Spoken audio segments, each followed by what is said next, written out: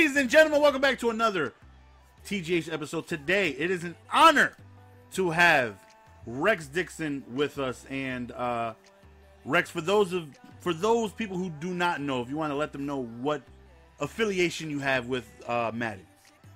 I'm a creative director for gameplay on Madden. So you handle fixing gameplays and the mechanics and all that. That's what it is you do, correct? Yeah, just this year I started drifting. I spend a little bit more time on modes like franchise and MUT this year, but primarily my responsibility is the gameplay features and this year the big one being the new game styles. Okay, so what was your first Madden coming on board? I was here for the tail end of Madden 13, but really my first Madden as creative director is Madden 25. Okay, now did you have any previous did you come from working on another game, or was this your first time jumping in? No, actually, I've been in the industry for about 15, 16 years before I got to Madden. I primarily worked on first-person shooters. I was on Medal of Honor for 6 years. I was on Turok Evolution. Oh, man, you got some great titles under your belt, man. You worked on those games? Yes, sir. Lead level designer on Medal of Honor Airborne, lead level designer on Homefront. I also worked on a game that didn't come out called Avengers, which was an Australian-made game. I was out in Australia for a few months working on that. But then I wound up here. I actually got the chance to work on NCAA 14 my first year here. So I was a gameplay director on that, and now I'm on Madden. So how did that come about? You working on first-person shooters to jumping into the sports world. How did that come about? Well, it's a kind of an interesting story because I had left EA to go work for THQ and shipped Homefront and then went out to Australia to go work on this Avengers game. And I had just gotten married at the time, and out in Australia, my wife and I got pregnant. And then THQ ran out of money. And so they basically told us the studio was shutting down. So here I was, unemployed in Australia. We had no health insurance, no job, and a pregnant wife. And so, I had to get back to the States pretty quickly and start looking for a job. And what you kind of learn is the higher you get up in your career at director level and stuff, the longer it takes to sort of find the right job for you. And so I interviewed for about 6 months, interviewed all across the country, 9 or 10 different jobs, accepted a job out in Orange County. But then at the last minute, EA came in and they interviewed me for the Madden creative director position. And I ended up getting the job. And so I basically turned to the other place that I had already accepted down and just came out here to Orlando and joined the team. Oh, okay, so there's a lot of questions with the upcoming Madden, and I'm sure you can give as much input as you're allowed to. And I'm sure you can touch on whatever it is you're able to. I just know there's a lot of hype coming around Madden 18. There's a lot of anticipation, coming from it. How did you feel about this year's Madden that came out, Madden 17? How did you feel about it? If I'm being honest, I felt pretty strong about it out at the gate. And you got to remember now, our vision, our 3-year plan was all about authentic simulation football. And that means, in some ways, at the exclusion of thinking very heavily about competitive Madden. So we're focused on building an accurate representation of the sport, which is why things like the nano detection system get built. So for 3 years, we're focused on just that, authentic football simulation, basically catering directly to our simulation franchise community. So esport wasn't even in the picture. Correct. So we talk about it, but it's not a priority. Our priority is achieve authenticity, achieve simulation.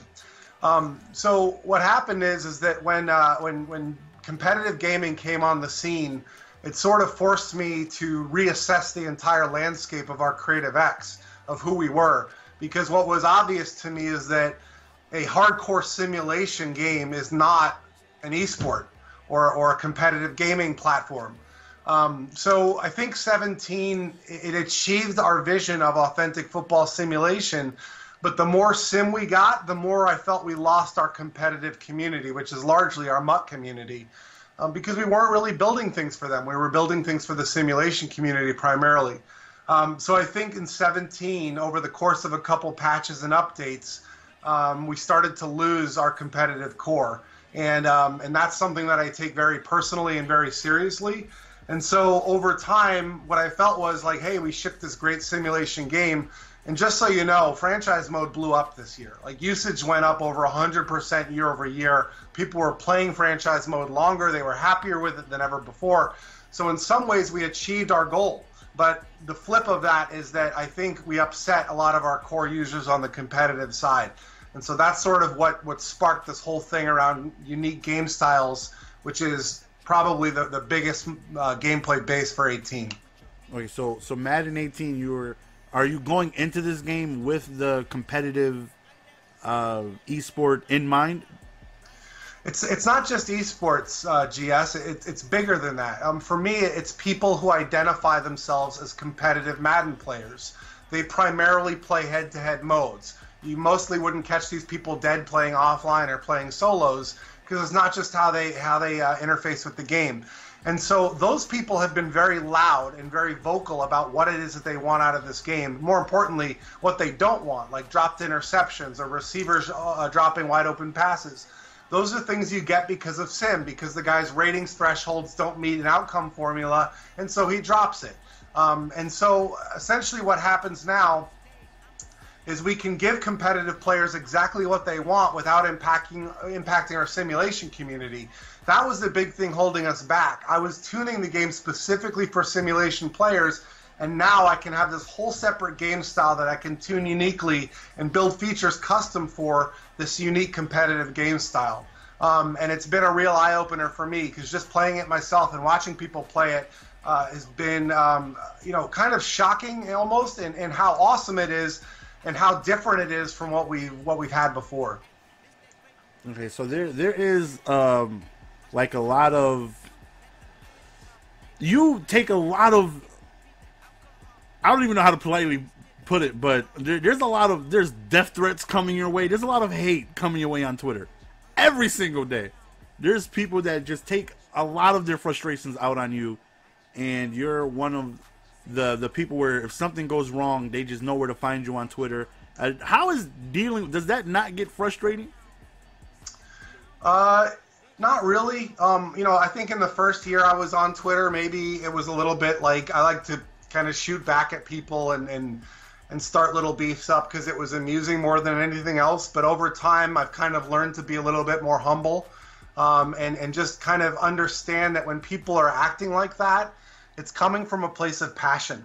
You don't act like that unless you're really, really passionate about something. You can't get that level of emotional reaction up where you're basically saying, I hope your kids get cancer, unless you are so serious and so engaged and so emotional about a game that it pushes you to that level. So as a creative director of Madden, the worst thing I could do is ignore people that are that passionate about the game.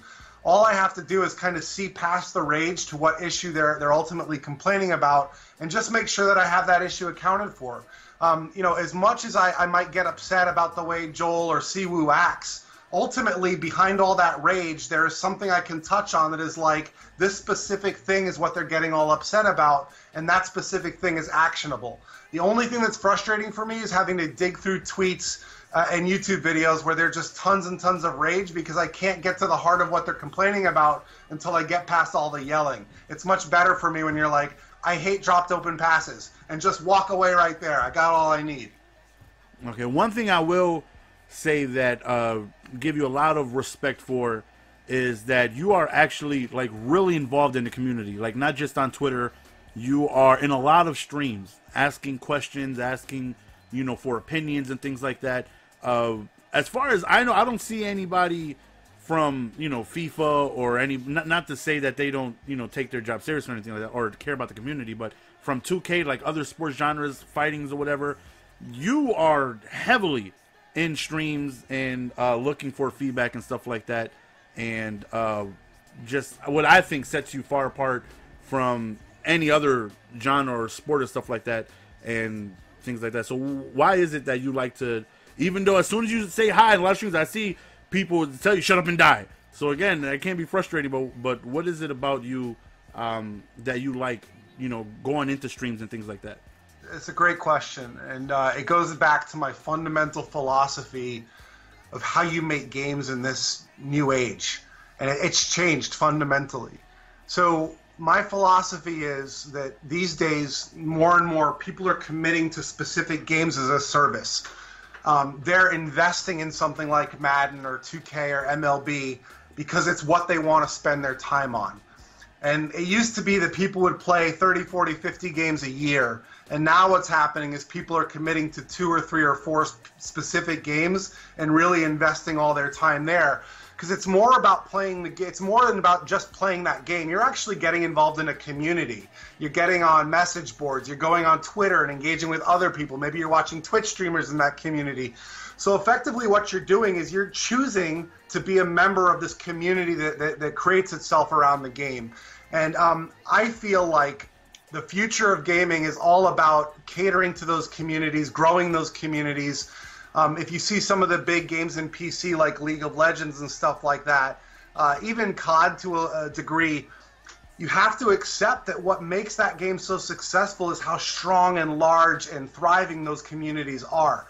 And so for me, I believe in core communities out, building, meaning you make sure your core is happy. So if I basically can get all the 5 million people who buy Madden every year to say, this is the best Madden they've ever made, you guys need to play this, I believe that we grow our core community that way. Now, there are people who work here who don't interact with the community and don't interact with the core, who believe that the way you grow Madden's base is different.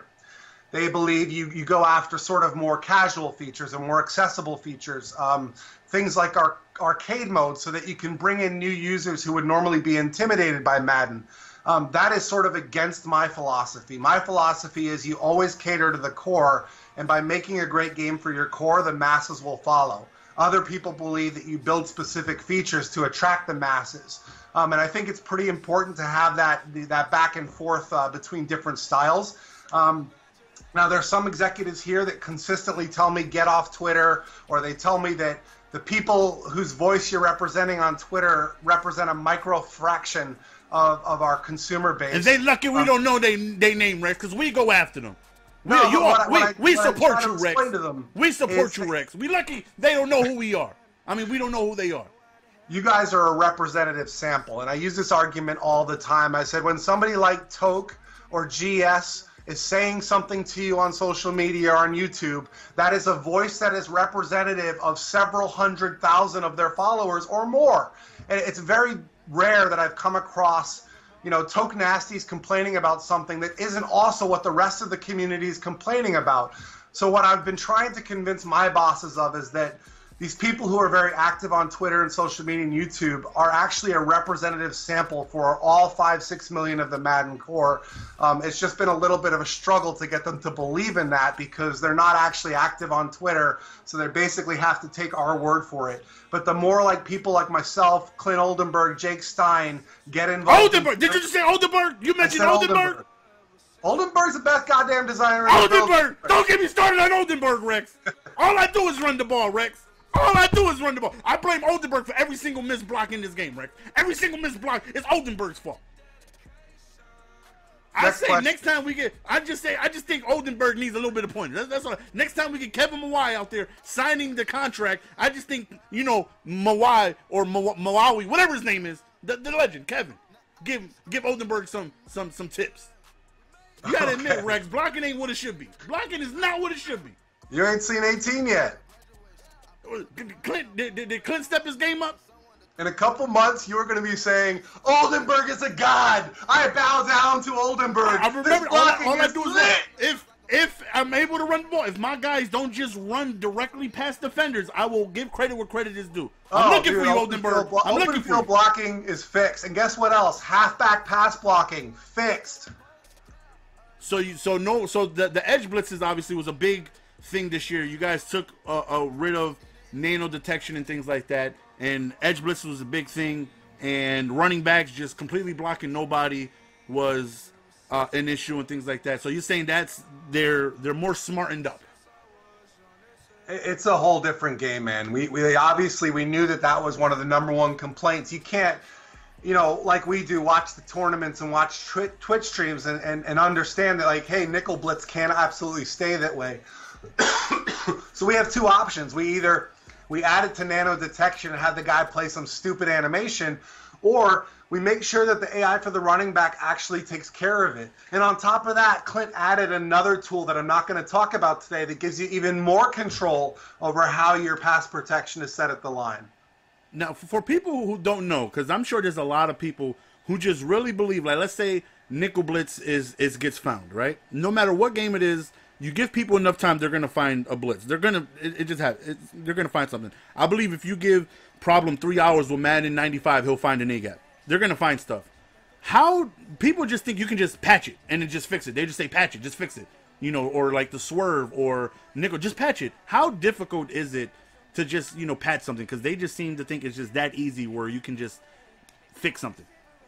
Yeah, so it really depends on the problem. And from, like, some problems are really easy to fix, like the run pass tell glitch in the very beginning of the year, or getting force defenders to work properly so stretch wasn't OP.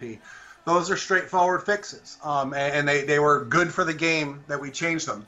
Now, something like the swerve comes along, and my engineers look at it, and then they come to me and they're like, holy shit, this is going to be a problem. And so we spend weeks exploring different ideas and then trying different solutions. And what happened with the swerve is actually we had a fix, and it was kind of ready to go. And I was actually sitting in my office, and there's a QA tester named Chris Kontrol who sits right out my desk. Is he related to Oldenburg? Does he have any affiliation with Oldenburg? I like this guy. Oldenburg I like sits him. 2 rows away from my desk. But basically, he said to me, he's like, I'm really worried about this fix for the swerve. And I'm like, what are you worried about? He's like, it brings back rocket catching. And I said, well, show me what you mean by rocket catching. And then I'm noticing, I'm like, wow, this is a problem. Receivers are just turning and popping up in front of DBs now instead of the swerve happening. And so when I judge those two against each other, I'm like, well, at least the swerve is kind of hard to do and not everybody can do it and it can be defended. If we change this, everyone's going to be rocket catching. It takes 0 skill to do it, and we don't know that there's a way to stop it. So effectively, I have to now balance the two against each other, and ultimately, we had to go with leave the swerve the way it is because the alternative was rocket catching ruins the game. And so that's kind of how it went down. And, it's upsetting for me because it feels to me like my team has failed, and in a way, that is true. But luckily, guys like Problem and others were able to make sure that tactic didn't advance all the way to the finals and get seen on a big stage. But it just goes to show you how much more complicated our job is now that competitive gaming's a thing. All right, so let's get into a question. We always ask, well, before I get into the tough questions, we got 2 questions for you, Rex. 2 questions for you. But one, before, we had Yo Mama on the other day. And he was talking, he goes way back with competitive. I know you guys have, you guys go back and forth on Twitter and stuff like that. And I asked him, his relationship with you, and he says, we're in a good place. But he brought up a point to where he feels patching things is ruining the game. He feels every time there's a patch, it may fix something, but it makes 2 more things worse. His idea was once the game is complete, leave it as it is, and let us deal with it. If stretch is OP, let us deal with it. Don't dumb it down to where it doesn't work anymore. Let us, as the players, deal with it. We will find a way to beat it. No matter what there's an issue is, if it's swerving, if it's stretch, if it's nickel blitz, we will find a way to beat it. Don't patch it because you're going to make something else worse. What are your thoughts on that? I'll tell you this. This is the first year that we've patched this many things. We patched almost 3,000 bugs post-launch this year. And a lot of them were just that. There were bugs, things in the code that wasn't working right. I think a lot of times what happens is as the game goes on throughout the year, as more people put up their ebooks and put up YouTube and more people learn how to do the glitch plays and more sort of stuff like Nickel Blitz gets discovered, the game gets more homogenous. People start playing it the same way. More MUT cards come out with big 99 hit power and big hitter traits. And then the game sort of becomes this really high-end, unbalanced version of itself. And I think in some ways the patches get blamed for a lot of that. But all that said, what I learned this past year is that, maybe sometimes trying to fix everything is not the best thing for the community. I think in 18 we'll patch less. We'll be more strategic in terms of going after the things we know we have community consensus on. But also don't forget that this year will be the first time we can do gameplay tuning updates uniquely for competitive simulation arcade game style. So I'm definitely aware of the feedback, and hopefully we won't get that same narrative next year. All right, let's get into this question, Rex, because, okay, this is something that, as a Madden loyalist, okay, this game, like, you don't understand how much I love this game. When I first discovered it as a child, I've played it every single year, and I am beyond blessed to be able to make a living off of this game. Like, you have no idea how much I love everything about, this game. It literally changed my life. So, to find out earlier this year, there was something going on to where Shake and Bake did a video promoting. Now, I know you have nothing to do with MUT. I know this isn't your area, but if you can speak on as much as you can. He did a sponsored video where he was giving points to open packs. Now, I see that and I go off, right? Because there's a lot of people spending a lot of money in this community, and it wasn't even about me. I didn't want to be selfish, like, those should be my points. I feel like you should take care of your own first. I understand the cross-branding. I get it. You want to reach his NBA audience. I get that. But I feel like if you're going to do something like that, you should take care of your own first. Why isn't IMAP doing that? Why isn't Toke doing that? Or Cookie Boy? I'm not even saying it has to be myself. But when that happened, I remember you tweeting when it went all over Twitter, right? It was a very big thing. I remember you tweeting exactly, I don't know if it's verbatim, but I'm paraphrasing here, that the community is right. It shouldn't have gone down that way. You're going to talk to your team when you get in on Monday. What happened with that situation? Why is somebody in the NBA community getting points to open videos, and your own people in your own community that upload every single day was not? So I don't know who maybe was behind that, but it goes back to what I said earlier, guys. It goes back to this whole idea that there are certain people here that fight for the core in everything that they do, right? They're always about, like, we have to take care of our own, we have to cater to our own community. And there's another group of people here, probably a smaller group of people, who believe they need to grow the community. And when they think about that, they don't think about, well, Toke's followers or GS's followers are already Madden. They're already engaged in Madden, so we need to branch out. We need to go after FIFA guys and NBA guys and try to attract new audiences that aren't currently engaged in Madden, because unfortunately some of the logic there is really flawed, and that flawed logic is, well, a Madden core player is going to buy Madden every year and play Madden all year, so let's put our attention on people who aren't buying Madden and aren't playing Madden. So that's kind of the philosophy that feeds into that sort of thing. But I could point to just as many examples, GS. It was Oldenburg's fault. I know Oldenburg was behind it. I know you don't want to throw him under the bus, Rex. I know Oldenburg has something to do with it. Who got you your early copy? You did. And how many NBA 2K or FIFA players did I send an early copy to? I have no idea. I'm hoping none. I'm hoping none. Zero. I took care of my own. I even took care of GPH with an early copy. I mean, like, don't worry. Every time somebody does something like that, McFadden, myself, or Jake will do something major for the core community. And if I can expand on that for just a minute, there's going to be an announcement, and it's going to be sometime between now and maybe EA Play, where we're going to announce a huge, epic core community feature. Something that core MUT users have been asking for 3 years, loudly. And this year, because of the combined efforts of guys like myself, Jake Stein, Pat Belanca, other people... Notice he didn't say Oldenburg. Notice he didn't mention Oldenburg. Oldenburg's working on this. Oldenburg had nothing to do with it, Rex. Don't get that man credit. Man. You got to trust me on this. Don't get that man credit. People. We're about to announce the biggest core community feature we've ever done. And I think you guys will all be really pleased that we've built something awesome that is catering directly to the MUT core. Okay, another, which we obviously can't wait to hear what it is. I mean, there's obviously, we have our own ideas what it is, but until it's officially announced, we have no idea. Another question I would love to know on. The TO debacle. When EA, the official EA Twitter, who I know, Oldenburg runs that Twitter account, Rex. Don't lie to me. I know Oldenburg's behind it. When they went to my NFL favorite player, they went to a GOAT. They went to one of the greatest of all time. and reacted to one of his tweets and said, we'll send you a copy of Madden NFL 17. Just don't drop it. And everybody went crazy. Like, you don't disrespect a legend like that. Yeah, it's okay. It may be funny to like a present player who ain't,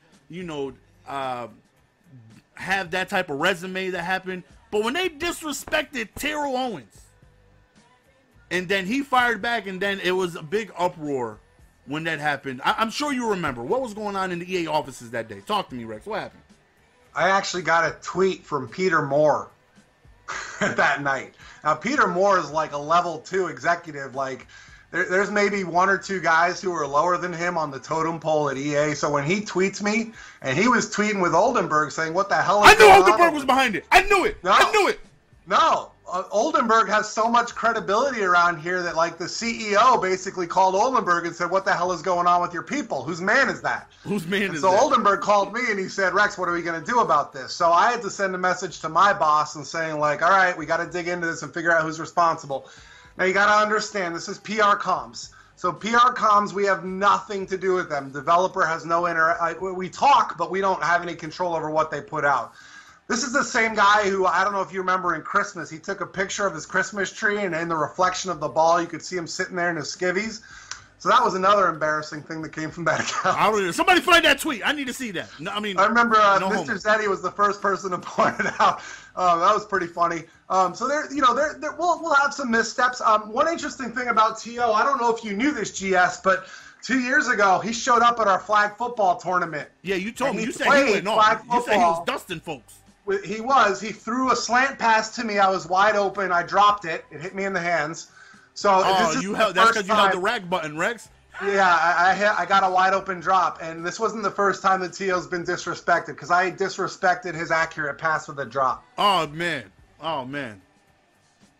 So coming up, moving into what type of information on Madden 18 that you are allowed to tell us. Get us hype for the people. There's plenty of people. Well, not plenty. Let me not say that, because majority of us can't wait. But there's some folks that just said, because of what happened this year, they're like, you know what, I'm not buying Madden anymore. And to those people who have given up on this game, who said they just don't want to play it anymore, for whatever reason, I don't want to understand, because I have honestly thinking, I'm not just saying this because you're in the call, you can go back to whenever. I think Madden has gotten progressively better each and every single year.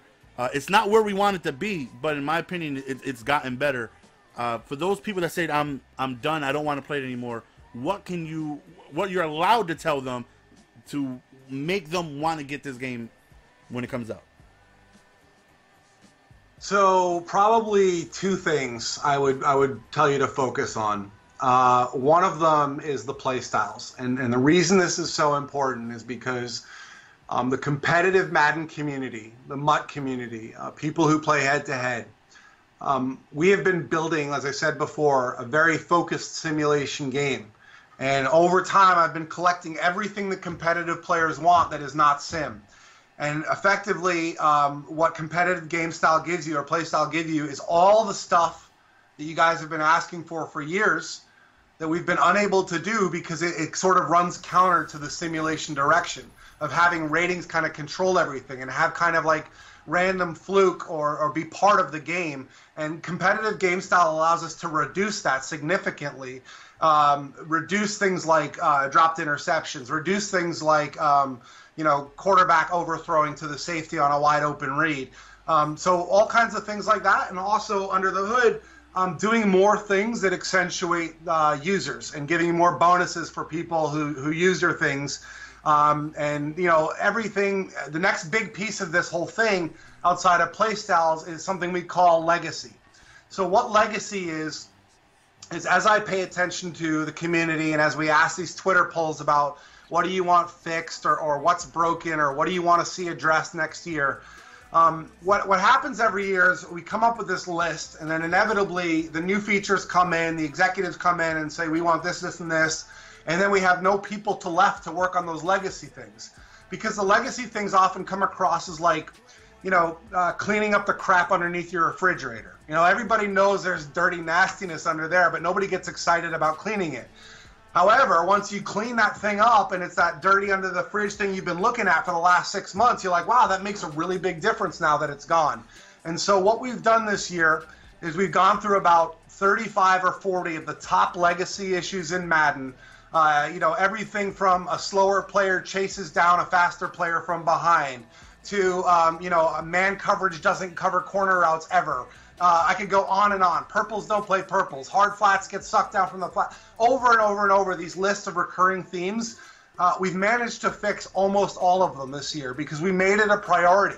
And so we ripped through these top 20 legacy issues, and all of a sudden you have a game that's playing very differently on your hands. And the things that represented key frustration points for you guys in years past are no longer frustration points. And yes, we also fixed juking. It's awesome in 18.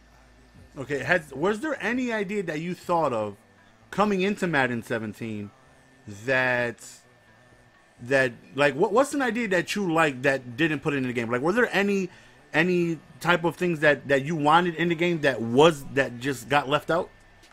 Yeah, actually, so you saw that little bit at the end of the trailer?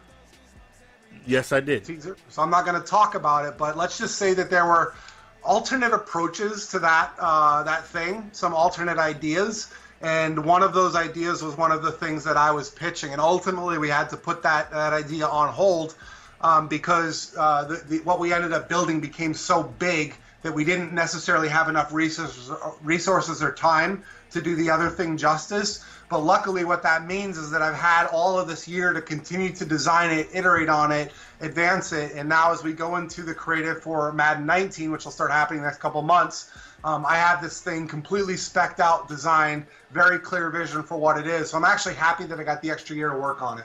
Speaking of yearly, is it difficult coming from the games that you worked on, right? That it wasn't necessarily like a yearly thing, to where Madden, it's coming every single year. So at some point, you have to stop working. Well, not stop working, but at some point, your main priority comes on the next year's game when the previous game is still in season. Does that not get difficult at all? Because I'm sure you started working on Madden 18, I don't know, maybe release date, probably before that. I'm not sure when you guys get into it. But is that difficult handling things every single year? Yeah, it's really hard because essentially the time when everybody needs the creative built is the time we're finaling, this year's game, which is also the busiest time of the year. One of the things that's most taxing about it, and don't forget, I come from first-person shooters where you have 3 or 4 years or more to build a game. And so what you do is you go through sort of 2 years of working normal hours, and then you go 8 or 10 months of working crunch as you put your game through alpha. Now, Madden is different. Madden, every year from, I'd say, like beginning of March, late February, all the way through the end of July, this team is crunching. We're working extra hours, and it happens every single year. And so during those time periods, you really don't see your children. You wake up in the morning, you hang out with your kids, you send them to school. By the time you get home at 10 p.m., they're already asleep. So I really only see my kids on the weekends. And some groups here actually work Saturdays too. So that we know Oldenburg don't work Saturdays because Blacking don't work. Oldenburg's right here, right now. You lie. Well, tell them I said Blacking don't work. You can tell them I said it. It works in 18. You working hard. I don't know about Oldenburg. I don't know about him. I know you putting your time in, though, Rex. Him is debatable. It's debatable. Clint's putting his time in just like everybody else does around here. So the hardest part of it is really just working those hours annually.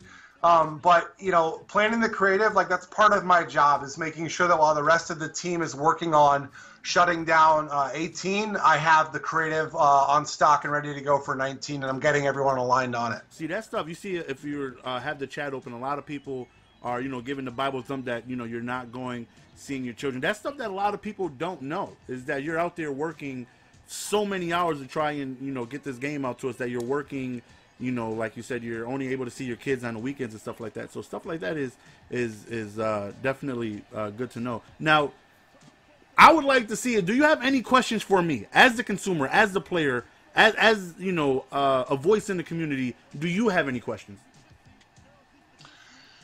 Yeah, I guess I have one big one. I've been told that we've invited you down for Game Changers and Community Weeks 7, 8, 9 times, and you've turned us down. This is now, true. I'd hate to believe that you were disrespecting me by turning down my invitation of a paid trip to Orlando, with meals, by the way, to sit down, play the game, give us feedback, make sure that the game meets the expectations of the Golden Sports community. I'd hate to believe that that was the case, because Country Girl came on my first invitation. Oh, yeah, she yelled at me. So she yelled at me yesterday. You've said no like 9 times. It's kind of like, you know, how many times are you going to ask a girl out before you realize you're just barking up the wrong tree? So my question for you is, who in God's name do I have to sleep with to get you to come down here and do an event?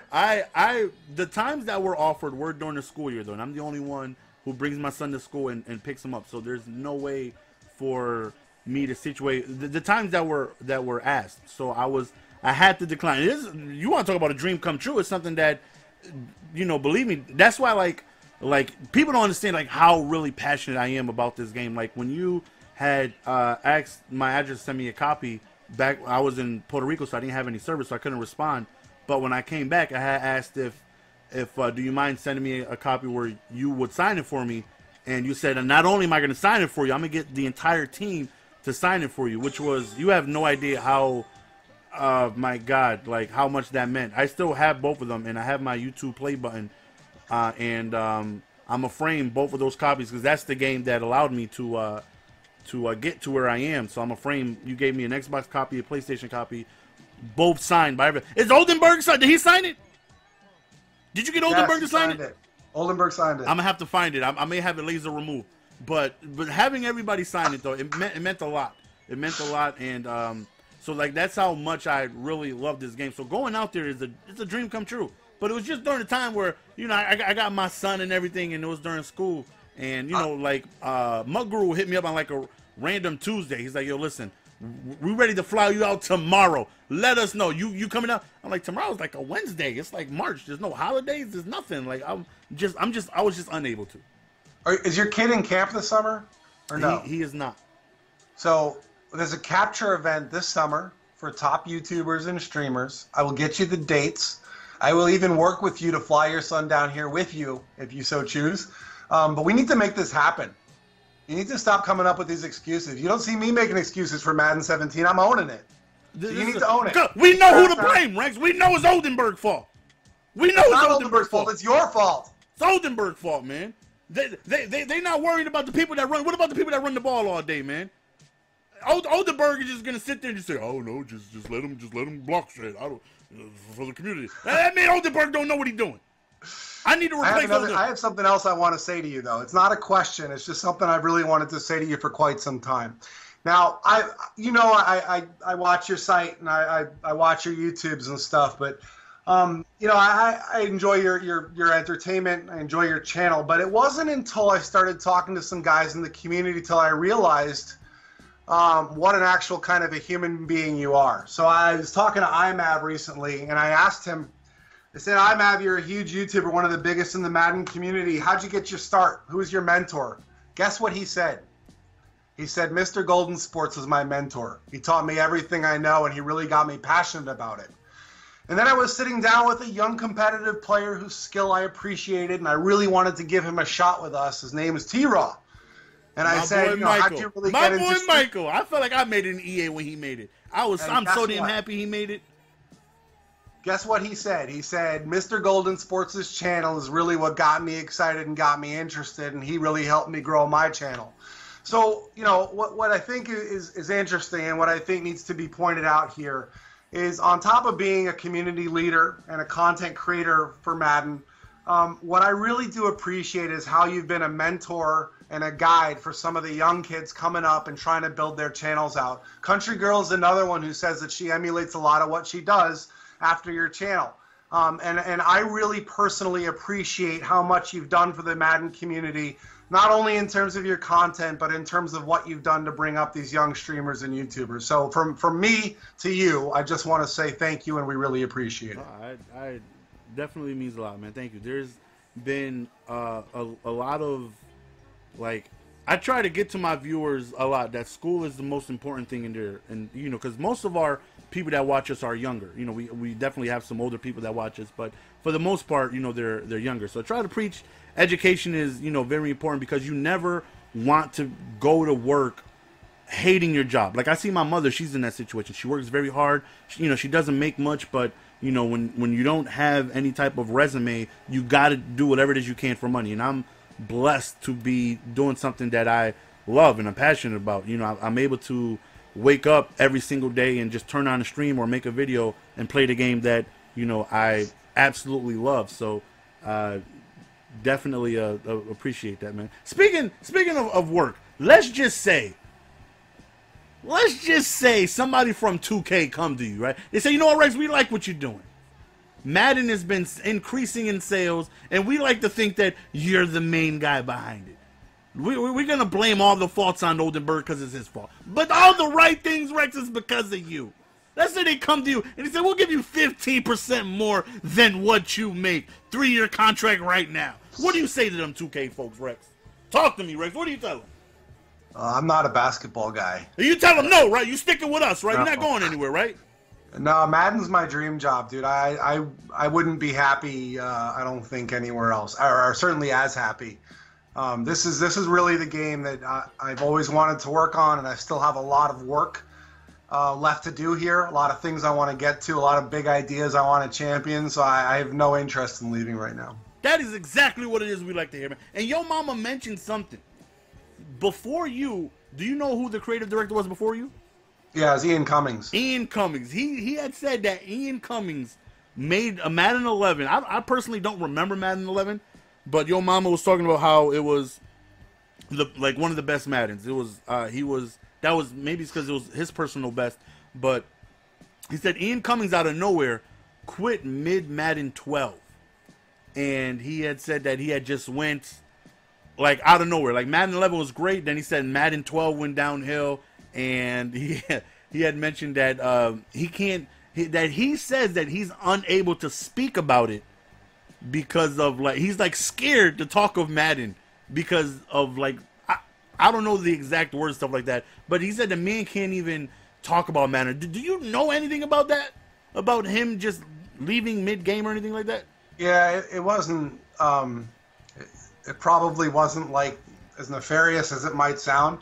What happened is that after around that time, around Madden 11, Madden 12, Cam Weber was brought in, and sort of what happens is when they bring in a new EP, an executive producer, that kind of the guy who runs each franchise at EA, the EP will shake things up, and he will bring in a lot of his own guys, which is what Cam did.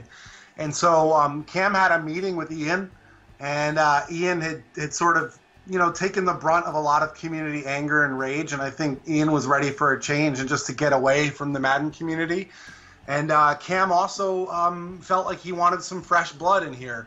And he one of the first things Cam did is he hired Colby Launchbaugh, who was the guy who was designing MUT 13 through MUT 16, and then with a producer here, a guy named Tom Litchke. And then myself, who he brought in to lead his gameplay team. And so Cam brought his bunch of his own creative hires with him, and that's one of the reasons why Ian decided to move on. And so if he did not move on, you potentially would not have been in the position you're in, correct? Potentially. I think, when Cam interviewed me, part of it was pitching a vision for gameplay in Madden. And so I'd like to think that if that vision that I pitched was strong enough to get me the job, it would have been strong enough to probably have, I wouldn't say beaten whatever Ian was wanting to do, but I think I was more. No, tell it like it is, Rex. Say your ideas was better. Say you had better ideas, I should Rex. say this. It was probably more aligned with the direction Cam wanted to go with the game. But I will say this to Ian's credit. I feel like I got a game when I started here that had a really strong base. I know a lot of people will disagree and say like 13 was the worst year and stuff like that, or 12 was the worst year. But for me, I felt like I had a really strong foundation to work with. And believe me, having worked here for 6 years, I certainly understand a lot of the frustrations that Ian went through. It's not an easy job by any stretch of the imagination. And if you guys know all the intricacies of dealing with marketing, executive pressure, and sort of business objectives and stuff like that often get in the way of what you want to do and what you want to do for the players, you would understand that it's a very difficult, stressful job. So back then, when you're getting interviewed, right, you said that you gave your vision for what you wanted the game to become. Do you remember what you told that man? What Yeah, was absolutely. your vision? What was your vision when he said, Absolutely. when he asked you, what can you do to help us increase this game? So my vision was actually authentic football simulation. It included a lot of stuff about like adding things that you see in the NFL that aren't currently in the game. Things like gang tackles, things like different pass trajectories, pass leading, stuff like that. It's always been about like whenever Madden doesn't meet our expectations of a representation of what I see on Sunday, that's what I wanted to attack. A lot of it also was about cleaning stuff up. I said like a lot of the things in Madden are sort of they're not attractive things. You don't want to put them on the back of the box. You never want to go out and sell them. But it's like ugly stuff that has to get cleaned up. It's kind of like mopping the floor. Nobody wants to do it. You don't want to spend any money on it, but you know it has to get done. And there was a lot of mopping the floor type tasks that I said, look, I mean, none of this stuff is exciting. None of this stuff is going to get everyone all jazzed, but it's stuff that's got to get done. And I'm a kind of guy that's not afraid to clean up shit. Gotcha. Now, I think we both can mutually agree that this game will be better without Oldenburg, right? Come on, Rex. Just say it. Just say it. I don't think you understand. I haven't had a good, strong power in 11 weeks, Rex. Job. All I do is run the ball. I don't know how to throw dots. I'm not a problem. I'm not that good. I just run. I think all your frustration, from what I've heard, should be levied at Jake Stein and Mutt. You leave my boy Clint alone. Clint is the reason why I can't get any yards on a dive because they're in dollar and I can't. I'm getting block shedded. Not in 18, you won't. You know what's gonna happen, Rex? You know what I want? And you could tell him, I said, whenever I go out there, I don't believe this man can block, Rex. I will line up in front of Clint and I will swim move him 5 times in a row. I will swim move him 5 times. You can tell him, I said, he can't block me, Rex. He benches 375 pounds. He can't bench me. I'm the Tasmanian devil when I'm spinning all over the place. You haven't seen a weight room in 25 years. That's true, but I am a muck veteran. I know all the moves how to get past his blocking. This is Oldenburg blocking. I know how to get by him. Swim moves. This man don't know how to block. I forgot to tell you, we nerfed the user pass rush on competitive style. That's not. But you enjoy you're one of the leaders. I know, but if you're playing on competitive, you can't be playing on the D line. Now, when you say competitive, that's like a completely different mode, correct? Correct. So so you would have to like log into like competitive mode, and then there's a simulation mode. Correct. See, that's something that's amazing because again, that is going to let the simulation players, when they think they know what they're doing, they're going to come out to those competitive streets and get Goomba stomped. Because the type of things are going to be different. Now, I'm sure you get a lot of mutt questions, right? A lot of people they see your name, they don't even know what's going on. They just see a lot of people, from myself to Joe to Siu to T-Raw to IMAV, like everybody. They see us engaging in conversations with you, so a lot of people they get bad pack luck and they'll sit there and add you for no reason. What do you have anything to do with mutt at all? More and more this year. I think in previous years I wasn't really that focused on it, but last year especially I started paying a lot more attention. I started playing it a lot more the last 2 years. So I actually meet now pretty consistently every week with 2 of the designers on Mutt, Jake Stein, and another guy named Ben Frost. You guys probably don't know yet. The main producer is a guy named Tom Litschke. I meet with him once a week. And my main purpose now is starting to feed him information that I'm getting off social media, as well as strategizing with him. So he starts explaining to me like the business considerations of things. So when I go to him and talk to him about stuff that you and Toke are talking about, he'll explain to me the business impact and why they made that decision. I'll sort of take the community's position, and we'll debate and argue, and we'll talk things through. So I have more influence with those guys than I've ever had before, but I'm still not, I wouldn't call myself creative director of Mutt by any stretch of the imagination. Okay. I've seen you tweet out, and this made me extremely excited. You had a quote that said, Madden 18 is the year of the user. Yeah. As much as you're able to, what does that mean? It means a lot of things. For me personally, when I play competitive style, I feel all the time like the random is my fault. And when I say the random, I mean like I threw a pick, my fault. Like I threw a read to a position where a defender was in place. I don't feel the classic like, He was wide open. I threw it to him, randomly dice rolled an overthrow, and it sailed to the safety, so I got a pick. There's a big difference when you feel like almost all the outcomes are either your mistakes or your skill that caused them versus a random dice roll that caused them. It kind of fundamentally changes the way you feel about the game. So it's interesting because I've almost started to enjoy competitive more because you never feel like you're not in control of your outcomes. And that's a big, big change for Madden. Okay, because you only get to control one person. And you have to rely on 10 other people to do what it is that they're supposed to do and stuff like that. So usering ability is definitely a very big thing. But yeah, Madden, I'll say this too, like we brought back the juke. We've done a lot of work on... Whose idea was that to get rid of it? Don't lie. Was it Oldenburg? We didn't get rid of it. It was Oldenburg. What? Rex, ultimately, I'm there's no responsible for everything that happens in gameplay. So you don't pin that on Oldenburg. You pin it on me. There is no use for an elusive back in this year. It's highly unlikely a juke works where you can just get Ricky Williams and just run folks over. And I actually like that because previous, like trucking was really not like there was no need to get a trucking guy when you could double juke anybody.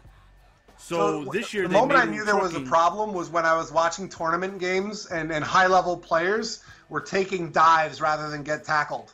And that's when I knew we had done something terribly wrong. So we did focus on it. The jukes are crispy now. They're awesome. And we've done a lot of other things, too. Like, for example, this is probably a leak, but you can't hold Y the entire time on defense anymore.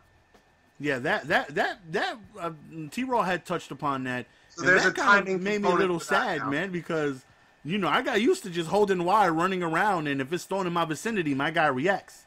So yeah, we're trying to make skill mechanics everywhere and sort of make timing more of a factor and user input more of a factor. The highlight coverage thing that we've talked about, what that does is it helps you understand what your job is in pass coverage. So you select a linebacker, it's going to show you connecting lines to which receivers you're supposed to be covering. And what that does is it helps people who feel like they could never play secondary or stuck on the D-line, people like me, can now all of a sudden feel comfortable playing in the secondary and playing hook zones because these lines are helping explain to them who to cover. And that's just another reason why you feel more like the user because finally I'm able to control the middle of the field instead of just the pass rush.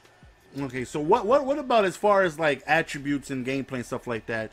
Why is it that if I have somebody who is faster and I have stamina, will get caught from behind with somebody who's slower and he's out of stamina? Why does that happen? Would you forgive me if I didn't go into the details but just told you that we fixed it? So if I would I forgive you? So if somebody has 91 speed, I shouldn't get caught from somebody with 83 speed, correct? In the open field. It's fixed. So that is no longer happening. Nope. So would you say, honestly, give your honest opinion, because you said 17, you felt good about it, but there was some issues and stuff like that. It's still, in my opinion, better than 16. 16 was better than 15. It's just my honest opinion. But would you say this Madden, this year, is this your pride and joy, Rex? This your baby? You absolutely love what you and your team put into this game? Because my favorite Madden of all time is the one with Vince Young on the cover. That's my favorite all-time Madden. I loved how they had. I mean, they brought it back, but they had like the vision cone. They had the different abilities and stuff like that. Like that was just my all-time favorite Madden. Would you say 18 is this your favorite one? Talk to me, Rex. 18 is my favorite, but there are certain parts of it that I think came out great, and other parts of it that I'm like maybe not as high on. So I think gameplay-wise, I'm really satisfied, mainly because competitive and arcade really worked out really well. And then there's a mode story, obviously, that I'm super excited about once we reveal it to you guys. But yeah, I think right now I'd say 18 is my favorite. I usually don't like to talk about that until the game starts settling a little bit. We're still making some pretty big changes, tuning changes, so I couldn't say yet that the game has settled into its identity. But I've never had more fun playing Madden than I am this year, especially on competitive game style. Okay, last year we had a private beta, right, which I was lucky enough to be one of the few to be able to participate. would you guys ever consider something like an open beta with like a pre-order, kind of like how Call of Duty does? Is that something that you think can be done? Because I think if we have like a special pre-order type of beta, like Call of Duty, if you pre-order it, you get a code for maybe like a week or two, stuff like that. Is that something you think you guys can ever possibly do? Yeah. This year, like last year when we did the closed beta to a few individuals, this year what happened is because of Frostbite and because this being an engine port year, things have gotten more compressed at the back end than they normally would be. So it's sort of impacting our finaling and shipping date, which kind of means what that means is we can't do a beta this year like we would normally do, or a closed beta this year. Our best bet is probably getting some early copies out to you guys, but it won't be a full beta this year, mainly just because of the Frostbite port. But you think maybe like next year? Because I think that's a good idea, because like the Call of Duty, they get their hands on a few weeks early, and then they can report back to, instead of doing a closed beta or just giving it to people like not to name it, just a handful of like really good players and stuff like that. A pre-order open beta, which I think would be an awesome idea. Great idea. And I also tell him Rex, the ice to kick right there. Tell him where you got that from. Tell him where you got the ice to kick right there from. I got it from you. And you had touched on, you had said, what, that was a good idea, because I said about Madden 14, like, I haven't touched special teams since you got in. And the kick meter I like, because people are actually missing field goals. Look at Goose. Look at Goals Madden. This man can't make a field goal to save his life. People are actually missing field goals, and little changes like that are I love to see little things like that. And I think that there's a lot of things that can be taken from NCAA. You don't see yourself going back and picking some things up from that game? That was a great game. Like coach adjustments? That was a great game. I'm talking about like when we were in the chat and me and Wiser were talking. It was just like, now I know you had said that that's a big emphasis of college, right? The stadiums, the noise, the crowd and stuff like that. But would that ever be in like affect Madden? Because like when you go to like Seattle and you playing that 12 minute, it should be loud. You should be able to get a false start every now and then when you're trying to make a hot route. Your receiver can't hear you because it's so damn loud. It happens in real life. We need stuff like that. Yeah, I mean, we have a whole presentation division who we do sights and sounds. I actually have a huge idea, which I can't talk about, which is all about on-the-field presentation and kind of like, driving more emotion into the game through like post-play celebrations and taunting and stuff like that. Obviously, the new celebration rules will open things up for us a little bit. I would say that's coming in the next 2 to 3 years. Mainly because a lot of the people who work on that kind of stuff are currently working on one of those big new mode stories for this year. Okay, last but not least, before we let you go, and definitely appreciate your time, there's a story going around that you and T-Raw were in the same vicinity you guys were supposed to play. You went to go see T-Raw with the controller in your hand, and he ducked you, Rex. Is this true or false? Completely true. Tell him, Rex. They sleeping on you. Accurate. T-Raw ducked you. You said you found him with the controller in your hand, and he didn't want none of you, man. No, he said he was going to play lights instead, and then he didn't even end up playing that game. And he never played me because when we were at home in my place, and I was like, hey, let's stream on your channel. And he's like, sweet, let's do it. And I'm like, all right, let's lock up. And he's like, oh, I got a better idea. Why don't we just co-op and go every other drive back and forth? And I was like, why would you want to do that? Like, don't you want to play me? And he's like, oh, I think it'd be funnier this way. So I think he's just afraid to play me. And I think we'll just have to go with that. I think he's afraid to play you, too. I mean, you say you went to go see the man with the controller in your hand, and he's ducking you. It sounds like if it smells like a duck, talks like a duck, tell him what it is, Rex. It's a duck. It's a duck. What? GS, I got to tell you something, man. All duckiness, quacks, and feathers aside, this man is finding some exploits from hell. And we're getting some shit fixed that definitely would have gotten out in the wild if I didn't bring him in here. So, with all due respect to the duck, the duck. That's what the duck. And he's making the community proud. He's finding great bugs. He's kind of contributing at a very high level here to Madden 18. And I hope you all drop some respect on his name because he's killing it. Oh, that was a great pickup because T-Raw will sit and just practice. Like back in the day when I first met him, I've never been a defensive guy. I've always been heavily offensively, and he would just sit here and you'll just the things he comes up with, like baseline this guy, spy this guy, put this guy in an isosceles triangle, and the B gap is coming in. I'm like, it's not gonna work. I do it in the work. How do you find things like that? That was a very good pickup from you guys, man. And yes, you said you had something to do with that personally? Yes, sir. That's what. See, that's why you are a man of honor, a man of respect, man. Appreciate your time. And tell Oldenburg when I see him, I'm lining up in front of him, and he gonna get this work 5 times. I'm getting by him all 5 times, Rex. I'm hitting him with the Puerto Rican swim move. He ain't gonna be able to stop me. Shout out to everyone in the chat. Thanks for coming by. GS, I love you, man. Keep doing what you do. Appreciate it. Any final words before we head on out? Oh, I guess that was the final words. He just bounced. Hopefully you guys enjoyed, man. That was his final words. I guess I should have said that before he said that. Hopefully you guys enjoyed, man. It's your boy GS. At the end of the day, T-Ross ducking your boy Rex. Until next time, man. Peace.